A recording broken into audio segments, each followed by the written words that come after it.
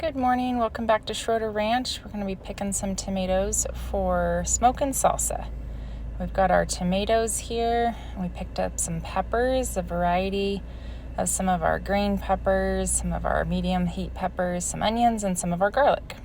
I'm going to grab our tomato core tool here and just start digging out the middle of the tomatoes.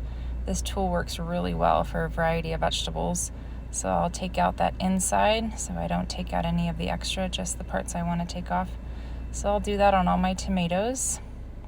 It works really well. I'm also going to use the same tool for my peppers. I'm just going to use it to take out the core of the pepper, which is really nice for getting the peppers started.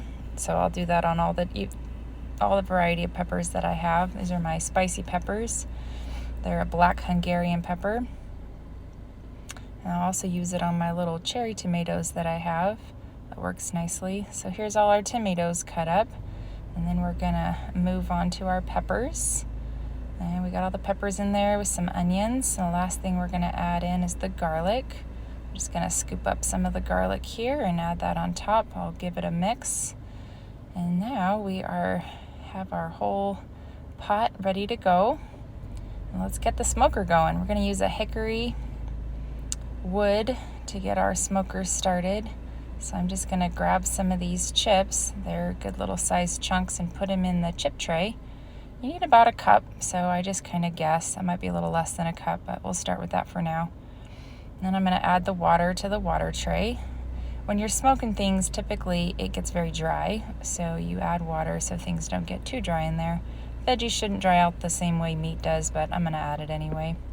So the smoker's ready to go. Make sure the racks are all clean. And go ahead and turn on my propane.